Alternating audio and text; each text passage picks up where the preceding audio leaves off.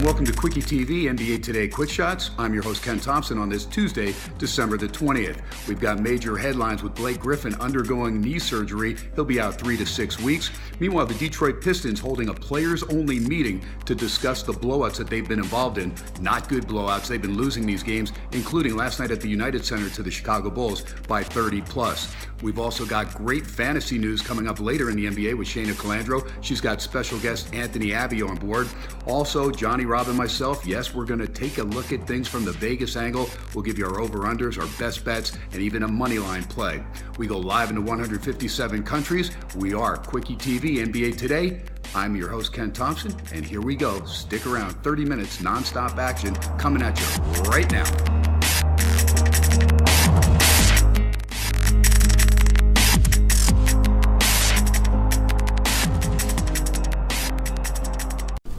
Time to welcome in our Kwick Shots team and take a look at last night's action as we review the 5 games on the hardwood. A good one in Minnesota for the hometown Timberwolves, getting 28 points, 15 boards from number 1 overall pick Karl Anthony Towns. Also 26 points from Andrew Wiggins in a 7-point win against the Phoenix Suns. For the Oklahoma City Thunder, an excellent effort again by Russell Westbrook. 46 points, 11 boards, 7 assists. However, it does not equate to a win. They lose by 2 at home to the Atlanta Hawks. Schroeder had 31, leading the way for Atlanta. Steven Adams dunks in what would be the tying bucket just a fraction after the buzzer had sounded. We'll review those games as well as the others with our Kwick Shots team. We welcome in Tracy Murray, former NBA vet, 12 years. Also, assistant coach Dave Miller for the Lakers and also the New Orleans Hornets. Panel, Johnny Robb, resident pro, outstanding handicapper, Yannick Kofi, we call him King Thurs, Jay Skapanek, Chuck Walton, Shayna Calandro, all part of the team. We go to them now as we review last night's actions here on NBA Today Kwick Shots. Well, the Denver Nuggets with Nikola Jokic's near triple-double get the job done over the Dallas Mavericks, 117-107. How did you see the game roll out, team? Hey Jay, this rolled out as a great team win for the Denver Nuggets. All 5 starters were able to score double-digit numbers, along with Will Barton off the bench with 11. Wilson Chandler chipped in 17 points and grabbed 8 rebounds. Danilo Gallinari scored 14 points, 4 steals, 4 assists. Moutier chipped in 18 points, 7 assists. Had a career night from Gary Harris with 24 points, scored 16 in the first half to really jumpstart the offense. Nikola Jokic had a great night, was 1 assist shy of a triple-double, stayed out of foul trouble. Whenever he does that, he has a great game. The team overall out-rebounded the Mavericks 45-33, had 52 points in the paint, 32 team assists, and they were able to separate themselves from the third quarter and never look back.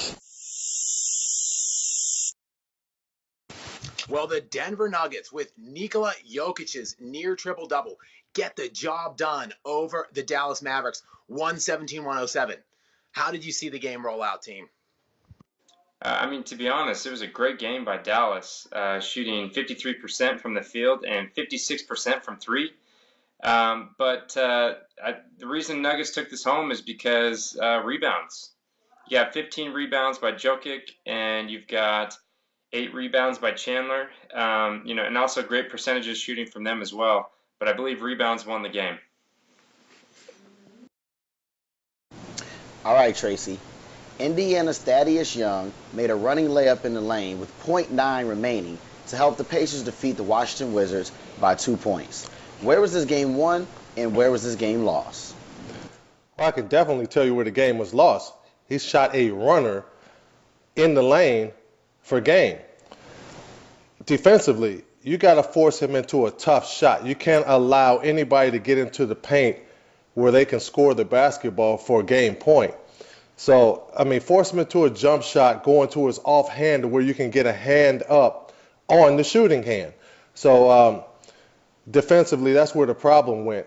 But offensively, you look at, Paul George had 27, Teague had 23, Miles Turner had 20.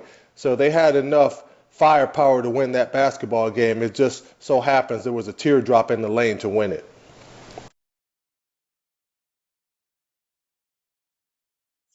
The Chicago Bulls have snapped a 3-game losing streak and back on the winners list after defeating the Detroit Pistons 113-82.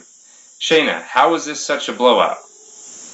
Well, Johnny, I think this was such a blowout because the Chicago Bulls played their most complete game that they've played all season long. And this is coming after an embarrassing loss to the Milwaukee Bucks from Friday night. So they needed this win, and they played like they needed it. Not only did they shut the Pistons down on defense all night, but their offense was on point. They were knocking down a lot of shots. They shot 73% from the field, and it just looked like they were meshing. The chemistry was really good. It looked like they were having a lot of fun last night.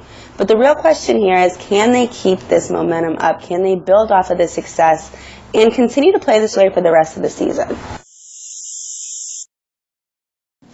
The Atlanta Hawks come away with a big win, 110-108 in Oklahoma, after Steven Adams' late basket was waved off, sending the game to overtime. Both Russell Westbrook and Dennis Schroeder were absolutely phenomenal in this ball game. Coach, take it away. Well, Chuck, big is an understatement. It was huge. On the road at OKC in front of Loud City, I thought the Hawks played with heart and they made plays down the stretch. You mentioned Schroeder, 31 points, 8 assists, 5 rebounds. He started making decisions like a starter, not a guy coming off the bench. He really impacted the game. But I'd be remiss not to mention Millsap as well. Starting at center in place of Dwight Howard, a season-high 30 points. He added 11 rebounds. Now for OKC, Russell Westbrook, 3 assists shy of a triple-double again. But without Oladipo, they're struggling offensively.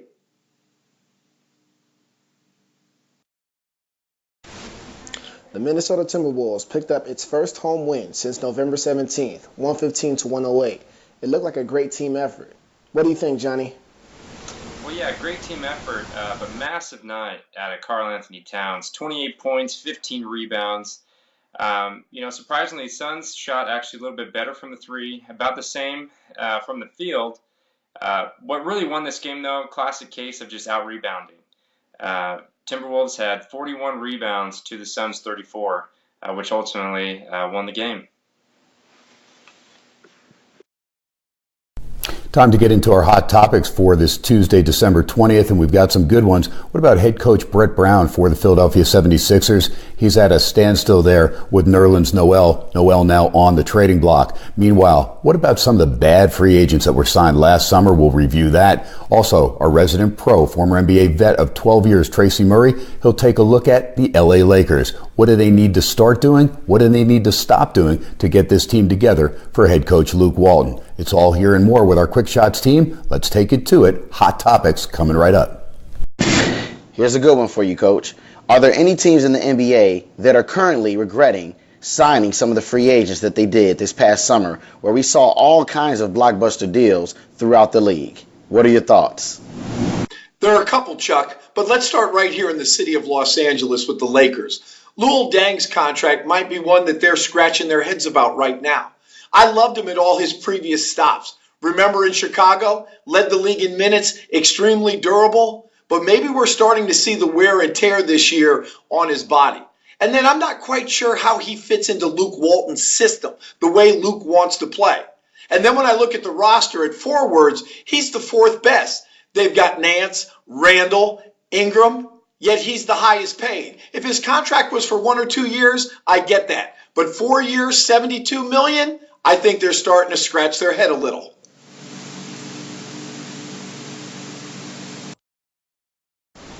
Reports suggest the Pistons had a players-led meeting after Saturday's 105-90 loss to the Indiana Pacers, and again after last night's 4th double-digit defeat in the last 5 games.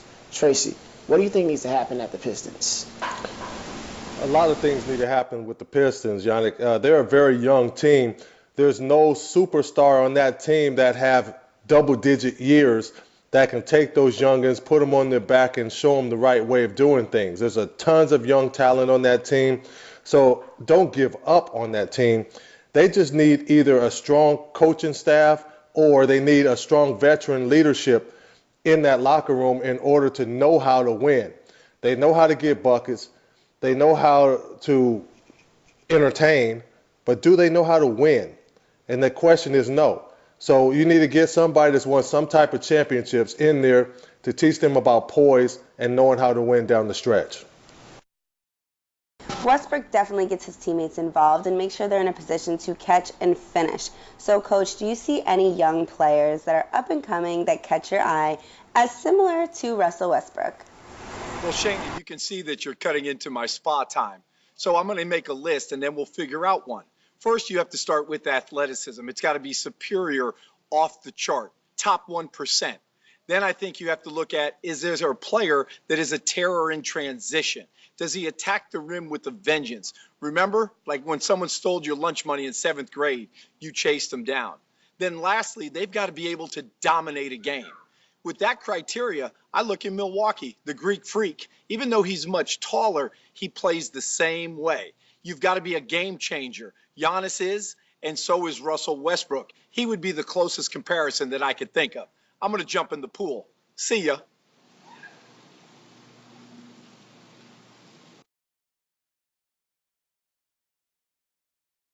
The Celtics' preferred starting lineup is Thomas, Bradley, Crowder, Horford, and Johnson. But they've only started 11 games together this season due to several injuries. And of those 11 games, they're 8-3. So there's where could this team be if they play the best lineup on the court more often? Hey, Shayna, with the Boston Celtics having their best lineup on the court, they can take the Atlantic Division, but they'd still only be second in the Eastern Conference because nobody's going to beat the Cleveland Cavaliers in the Eastern Conference. Boston Celtics are currently third. I do like what these players on their team have to offer, especially Isaiah Thomas leading his team with 25.9 points per game, 6 assists. I like Avery Bradley at 6'2", grabbing 7.5 rebounds per game. He's leading his team. Al Horford, I'm a fan of him. He's getting 2.3 blocks per game. I think for this team to have a chance at contending for the Eastern Conference Finals, they have to acquire somebody like a DeMarcus Cousins. Well, with the Lakers just 1-9 over their last 10 games, Tracy, what do you think the Lakers have to stop doing and start doing more of? Well, the Lakers are playing selfish. What they need to start doing is take notes from the UCLA Bruins. They have talent on their team. They move the basketball. They play for each other.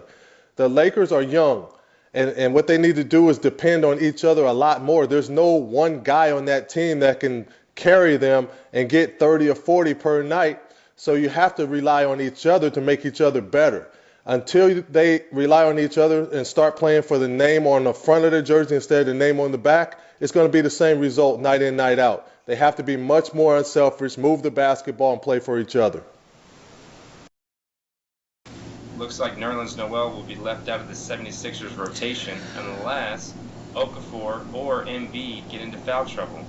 Has he lost favor with head coach Brett Brown, or is there simply just no room for the third big man? Well, Johnny, I won't say that he lost favor because before Embiid even suited up and played a basketball game, there was rumors that one of those three big men would be shipped off and traded. And unfortunately, he would be the odd man out. Listen, Embiid has come back and he's playing very, very well. I mean, many people are considering him to be potentially the rookie of the year. Jahlil Okafor was supposed to be the number 1 overall pick, went number 2 to Philly.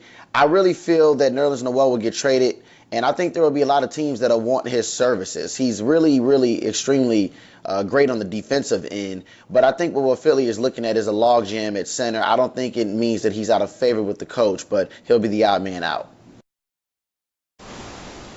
It would seem that the great Tom Brady has had an effect on the Celtics' Isaiah Thomas.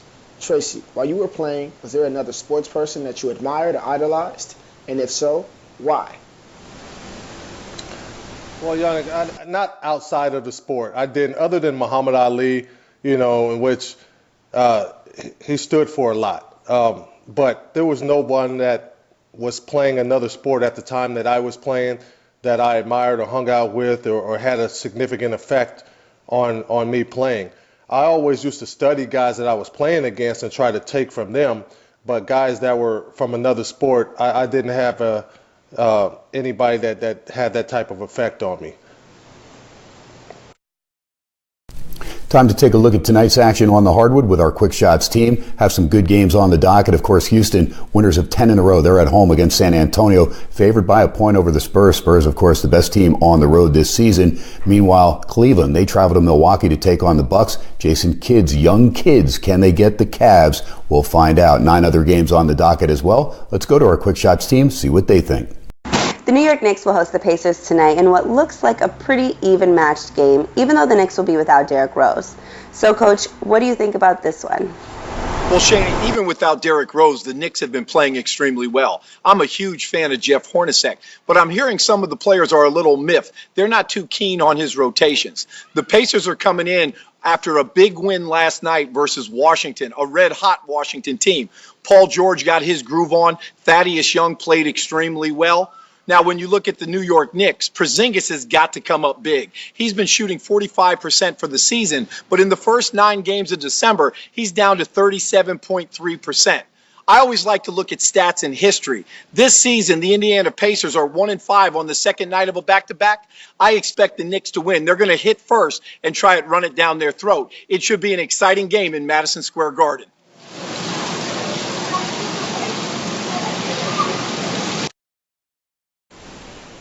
Another even game. The Orlando Magic travel down the I-95 to Miami to meet the Heat, who are now 4-10 at home. Chuck, who will get the win and why in Florida? Well, Thurs, this certainly is another even game. Neither team is anywhere near being even. Both teams sit well below 500 on the season. However, I believe that Miami has a little more talent on their basketball team. Hassan Whiteside is still one of the better players in all of basketball to me. Also, Miami's record is largely due in part to, one, the departure of Dwayne Wade, but also guys like Wayne Ellington, Justice Winslow, Josh Richardson, all young super talents were out with injury to start the season. However, I think tonight it'll be a very close game, but I'm going to take Miami for the win. Here's a fun fact for you. Of the 4 states that have multiple NBA teams, Florida is the only team that doesn't have a team with at least 1 winning record. That's amazing. Well, the Cavaliers travel to Milwaukee to take on Giannis Antetokounmpo, who leads the Bucks in points, rebounds, and assists. Tracy, what do you think? Can the Bucks get the upset with Kevin Love out for the Cavs? Well, the Cavs still have J.R. Smith, who can give them big numbers, and they have Kyrie, who can step his game up even more. They still have 3 guys that can put you away. But they are in Milwaukee, and they have a very good young team. And Greek Freak is playing his mind out. He's very talented. He plays on both ends of the floor. You have Jabari Parker, who's playing well. They have a very, very good young team. And I think if anybody can get them, Milwaukee can get them at home because they play extremely well at home and they feed off of the crowd and they're very talented. They're young, but they're talented. Okay, Coach. Now, this one is my game of the night. The San Antonio Spurs head to Houston, H-Town, to take on James Harden and the Rockets. Will this game be a free-flowing offensive performance, or will this be a tough defensive battle? Let me know your thoughts, Coach. Well, first, Chuck, this game is going to be unbelievable. The 2 hottest teams in the NBA. Houston has won 10 straight. The Spurs have won 17 of their last 19.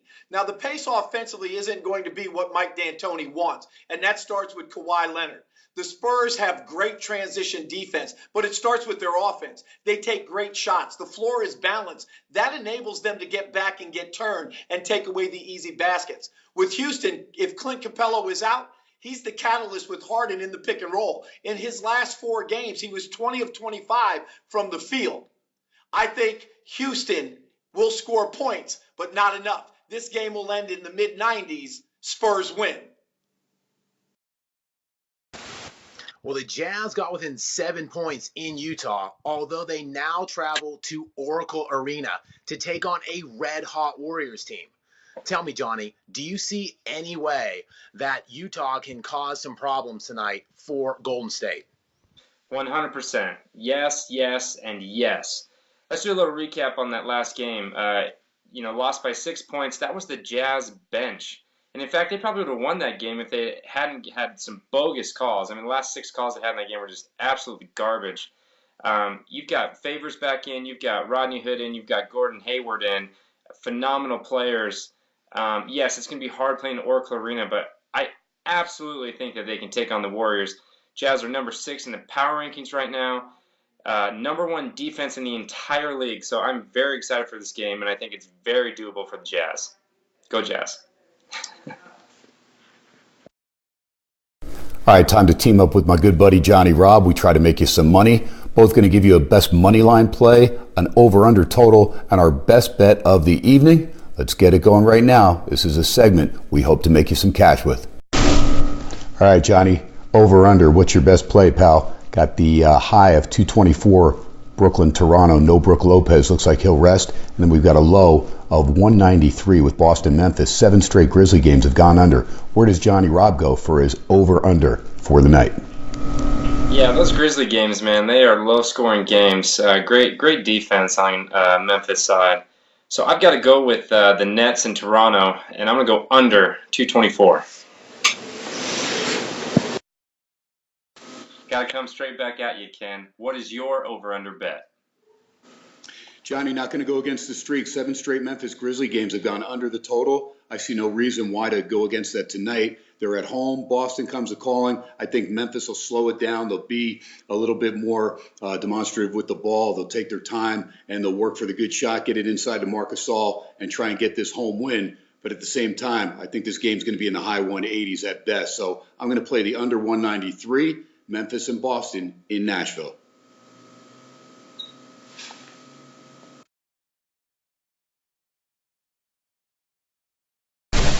Johnny Kidd, what about money line play of the night?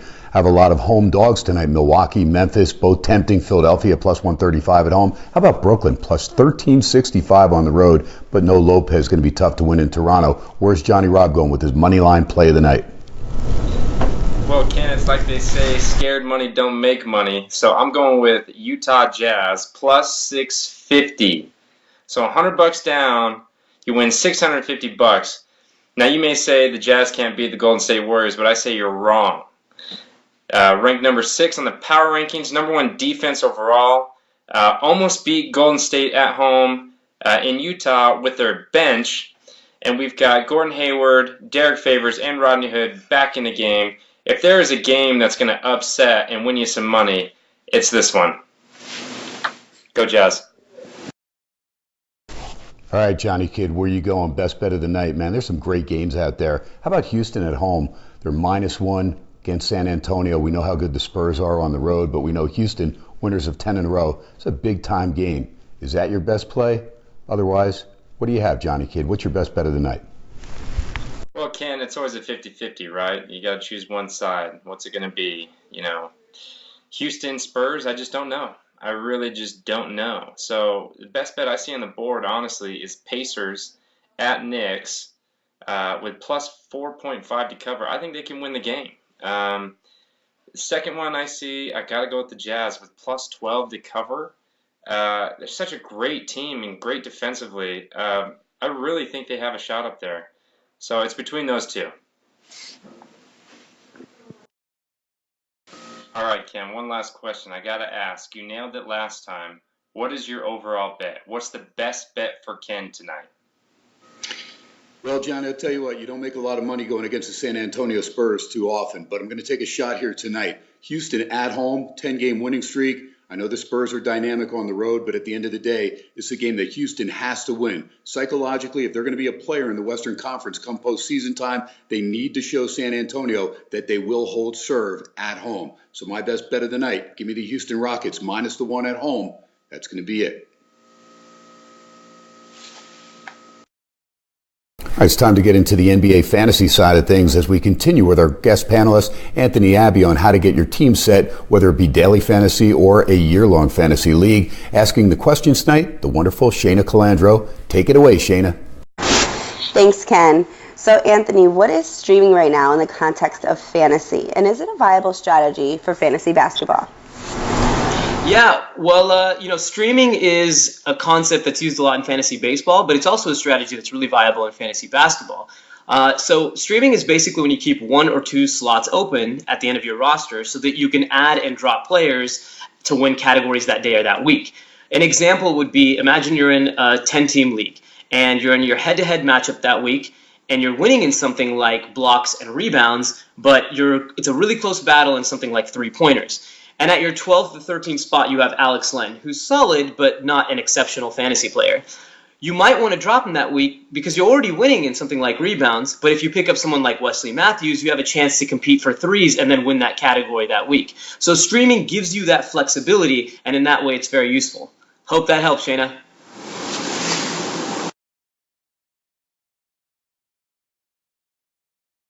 Now tell us, are there any good contrarian choices to look out for in today's games? Yeah, contrarian choices are always tough because they are by nature the risky play. You got to pick somebody that's low ownership because that's your only chance to really win, the big GPPs, guaranteed prize pool tourneys.